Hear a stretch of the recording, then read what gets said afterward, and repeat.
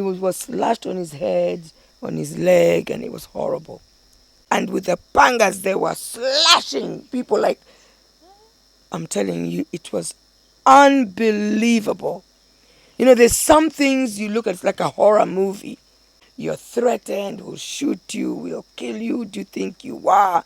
You're just a woman. How dare you bring your stupid rules from the UK? And I'm thinking,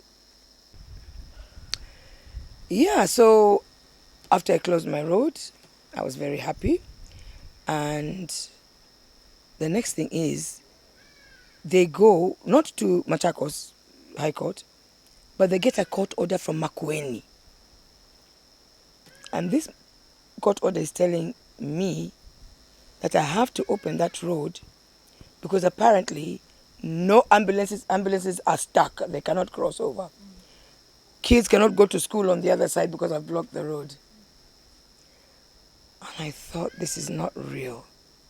Because for the years that I'd closed my barrier, they were able to move to their places.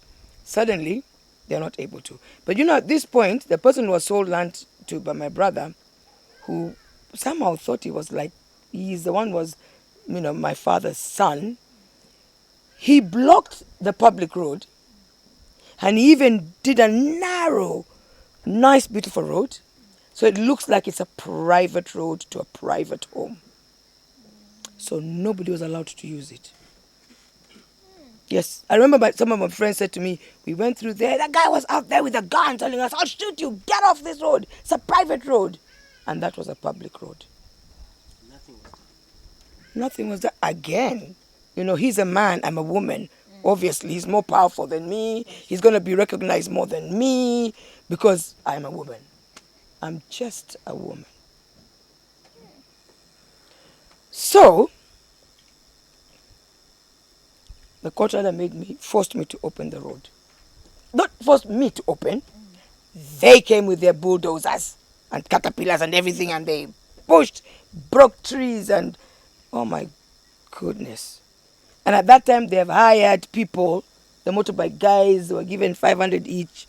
They came there, they harassed us. It was chaos. So that was that. The road was opened again. Then they put in an appeal. Then the appeal, of course, you're allowed to appeal. So then the road remained opened and we are having the appeal.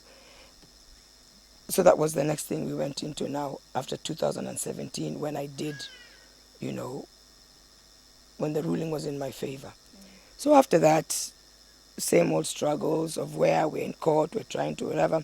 And now I've had to change my lawyers because I've realized this lawyer, if he's not putting any letters, he's not done any of that for me, and he's acting for me, that clearly said that this person I can't trust. Yeah.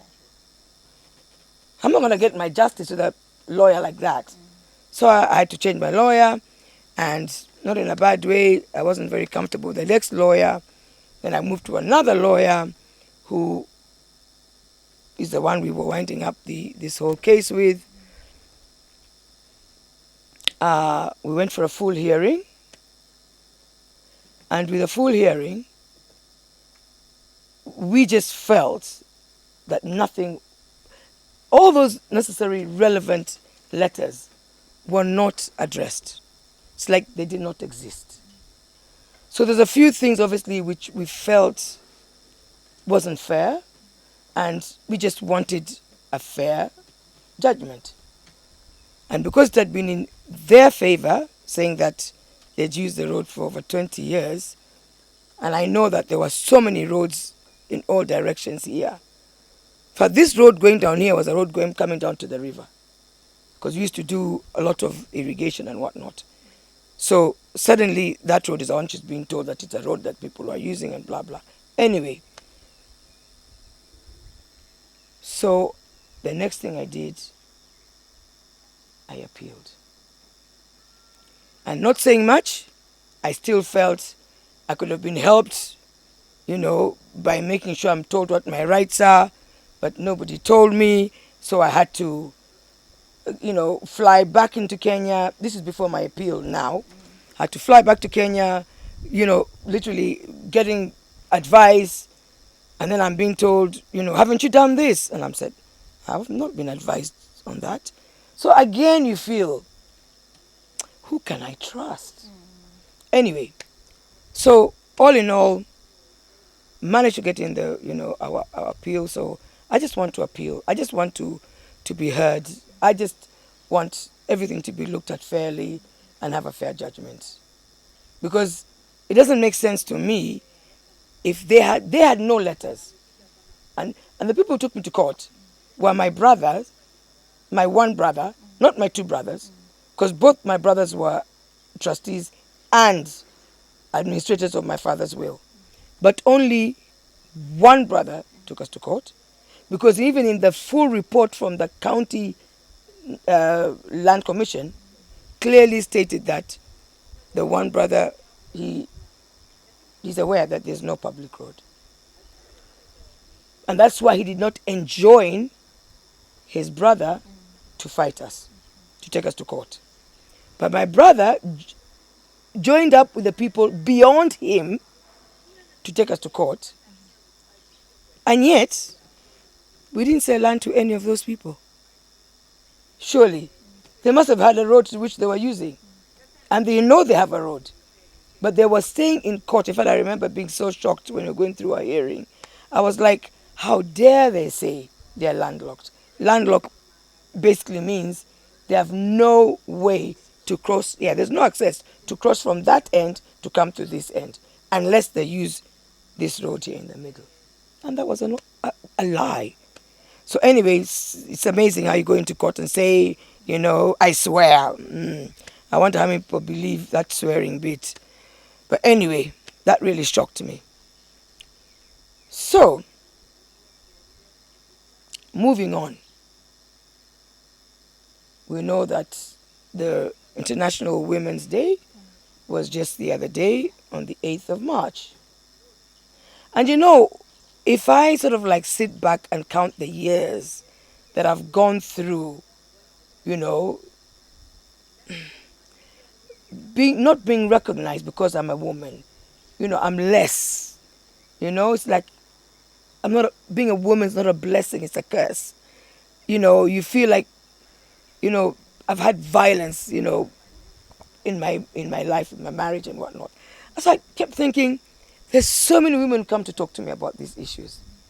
And I said, what an amazing day for us to use to actually just have a peaceful walk and just have our placards just to talk about the fact that no woman, no cry.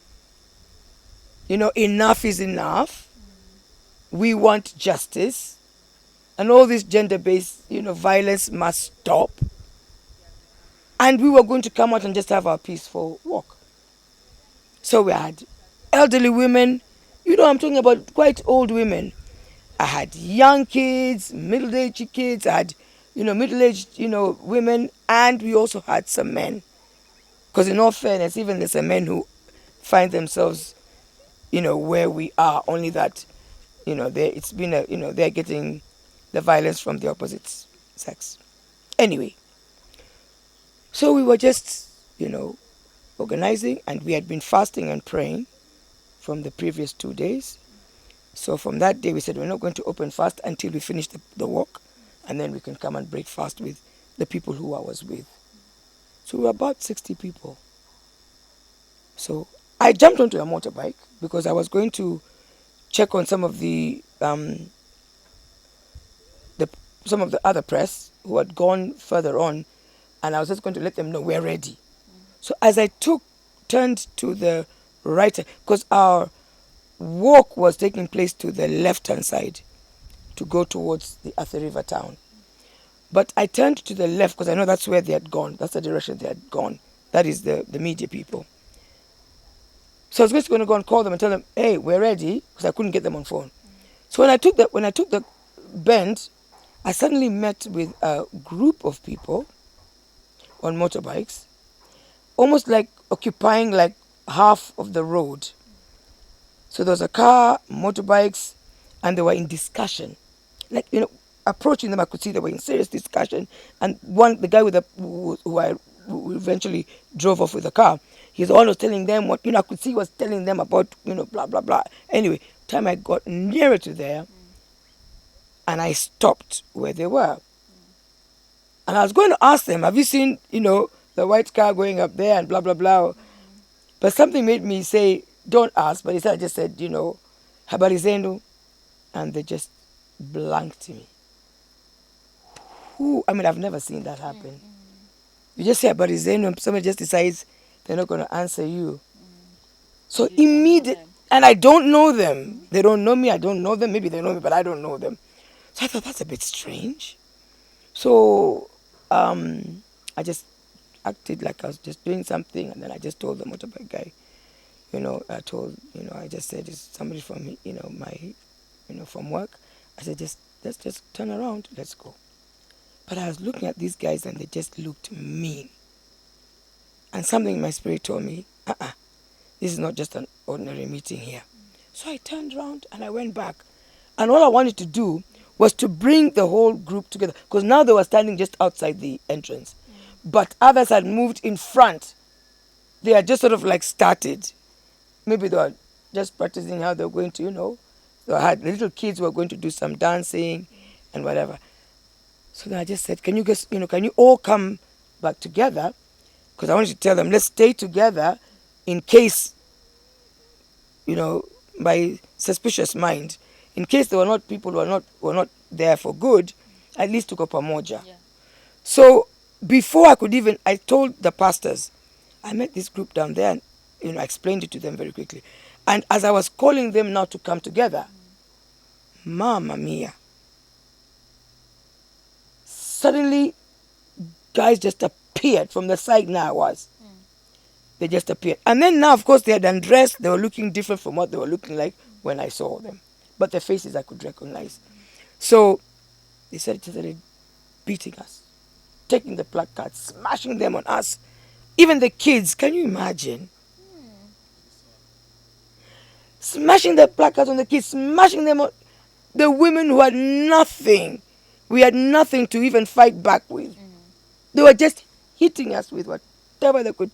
Then there was this guy who had that, that one of those sticks that you put into a djembe? Yeah. He had that. And he was just hitting anybody who was coming across. He went up to the camera people, Zima yo, whatever, switch off your cameras, switch off your cameras. And it was just chaos. And now I'm thinking, because I was in the middle, I was not in the car. The other people were in the cars and whatnot. And he was telling them, move, move. And before you realize it, there was 2, 3, their crowd just increased. And then, from my resort, imagine the people who are inside here, who were just waiting. So as the fighting was going on like this, they came from behind and now hit badly. And with the pangas, they were slashing people like, I'm telling you, it was unbelievable. There's some things you look at, it's like a horror movie. But I could not believe this was happening. People were slashed. Slashed! The people have got stitches, what? And you're just asking yourself, of course, we're not ready.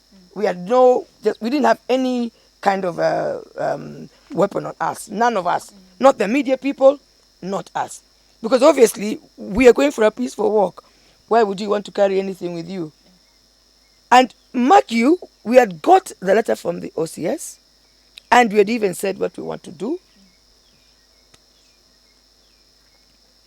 But the way they were beating us, it's like they were killing a snake. I can't even describe what I saw because it's still on my mind. And you're asking yourself questions. Why? Why are they doing this? And you don't have answers. Do you know what I mean? You don't have answers. And I've had this experience already where, I could not access what was left for me. And I'm asking myself, why? I am being beaten by a man who's married me. I'm asking myself, why? I've been taken to court, land that I was given by my father, and we were all given, each one of us. But somehow ours is being, taken like it should be. We need to give up land. And the rest didn't do that. So I'm asking myself, why? And now we're going for a peaceful, just a little peaceful walk. It's International Women's Day and we want to just air what we're feeling and what we don't want to continue. And we're being beaten. You ask yourself, why? Maybe did you come to understand who organized all that? Who was behind all that? You see, from the time, this is about the fourth time we've been beaten. Fourth time. And the very first time, it was all based on the fact when they were coming to close up the road, when they said that I've blocked the public road. Motorbike guys came, they were hitting us, what? Literally just frustrated us, harassed us, beat us, and made us feel as if we were just nothing. And that's when they broke that barrier, stole it, just name it. Then again, we're going through another fight. Previously to that, actually, there was another fight where up on the end of our land, they were doing some land grabbing. And I found myself caught up in the middle of that, because obviously there were land grabbers. And one of my, not one, three of the workers were beaten badly. One elderly guy, he was slashed on his head, on his leg, and it was horrible. So that was the first one. Then we come to the one of the barrier being closed. Then after that, we are in court. They decided they want to put cabro on the road. Why? I mean, nobody has permission. If you're in court, everything is left as it is. So that when the court decides, then you do what, if you need to finish the cabro because you've got a public road, well and good. So when I said, no, we're in court, you cannot start putting cabro on my private road. So again, stones. And they beat up the workers, they threw stones at us, and it's just been a life of where you're threatened, we'll shoot you, we'll kill you, do you think you are? You're just a woman, how dare you bring your stupid rules from the UK? And I'm thinking, that's all I've had. So for my first, if I look at myself and see my life, okay, had a beautiful upbringing, then I got into marriage, was hell, and then I had thrown into the hands of my brothers, which was, then up to now, it is over 31 years of me just going through injustice, going through violence, looking to when I'll get this equality, and just me crying. It's just been it's been sad times for me. So, counting them after the time now of the cabro, the next one now is when on the 8th of March, again, they beat us, throw stones, there, slash people. And you're just looking at these are full grown up men, surely. Why would you want to attack women and children? What strength did we have to fight back? And the only thing that saved us is because I've got a good team staff-wise here. And they're the ones who came out and decided to fight for us. Can you imagine if they were not there? And then another question I'm asking is, why were they doing this to us? The issue of the road is in court. If my brother and the people ahead over there win or I win, whichever way, I'm just trying to look at it in a further place. If at all they want to use the road, we will still have to come to some agreement. We sit down and talk. Cynthia, everything we talk. Let's sit down and talk. They could not even face me to sit down and talk with me. They just thought we're going to bully her. After all, she's only a woman. What can she tell us? So that, for me, doing this whole peaceful walk was because I've got, even as we speak to you right now, there's 366, majority of them being women, who are going through a similar thing that I'm going through. And I just wanted us to talk about it, hear us. And that was the end game. So why were they beating us for? We are all still confused. Why were we being beaten? I have not closed the road. The road is opened because that's what the court ordered. Fine. And if you want to use the road, even if I was to close it, it just needs us to talk. Not using that violence. You know, it's intimidating you and making you feel, you know, they're instilling fear in you so that you can just give it up, basically give it up. Can you imagine me with children? I've got 5 children. And all I'm thinking is, you know, I could die because of this. Then I leave my kids. It's not a nice feeling. And what am I dying for? So now, for me coming out for this International Women's Day is basically to say, I am going to fight. And I'm going to be the voice for the voiceless. And I thank God He's blessed me. So whatever I can do to help those who need to be educated, who need that knowledge. Because the group I'm talking about right now of 366 people, you won't believe it. Some of those women are being told all the time, remove 200, remove this for the lawyer, and nothing is moving forward. So unless they're exposed and educated, you know, this awareness has to be out there for you to click. Hey, actually, I can do this to make this happen. And I don't have to sit there feeling that, I mean, for me, for a long time, I felt, you know, as a sort of a woman who should sit there, be abused, you know, be violated on, and I had no say. And there's so many women who are still in that sort of life today. No, you can walk out, be free, and have a life.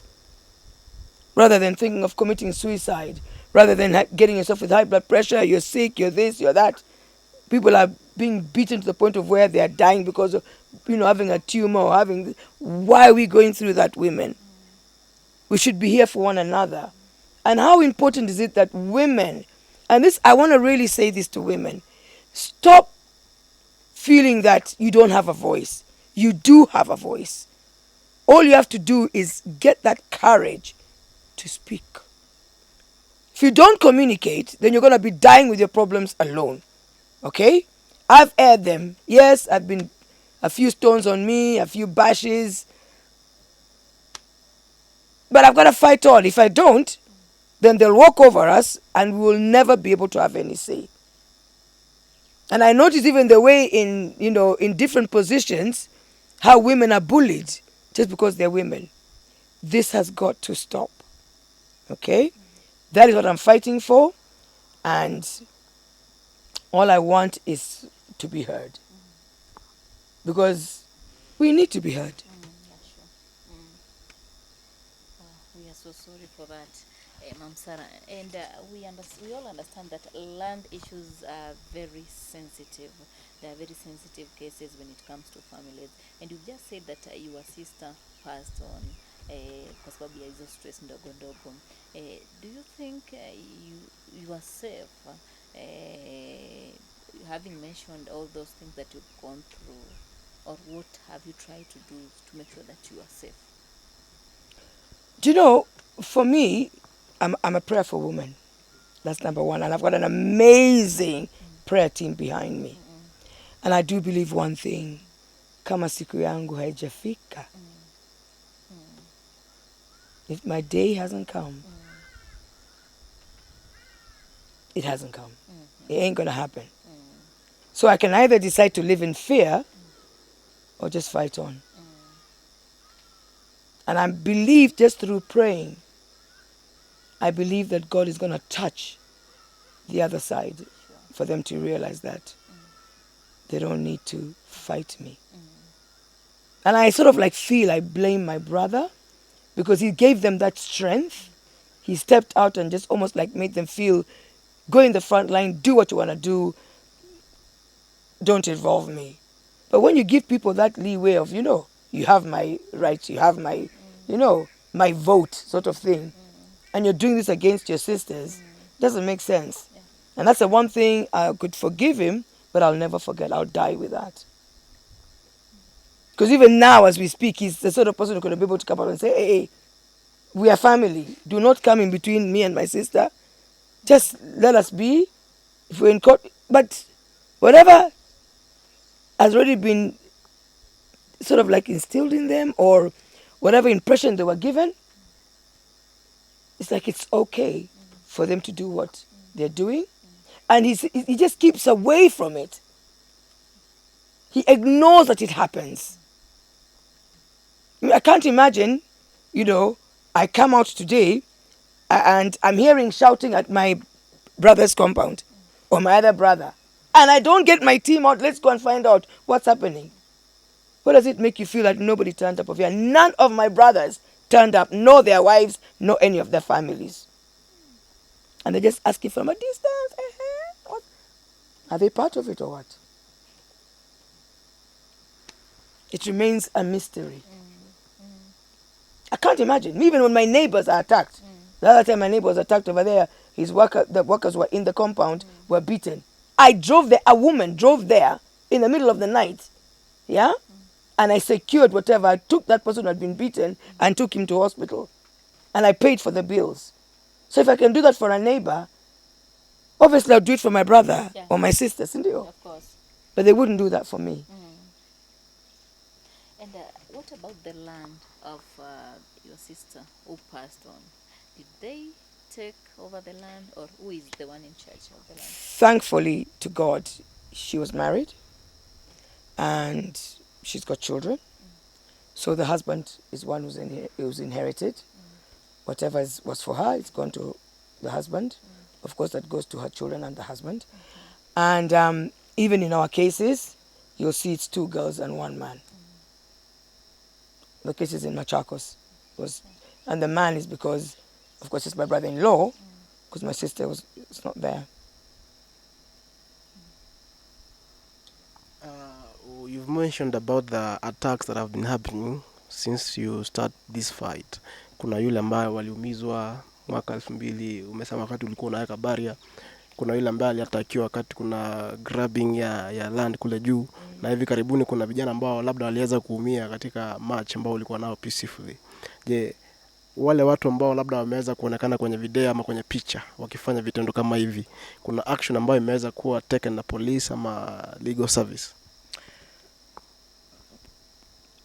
Again, I can only say that is our prayer.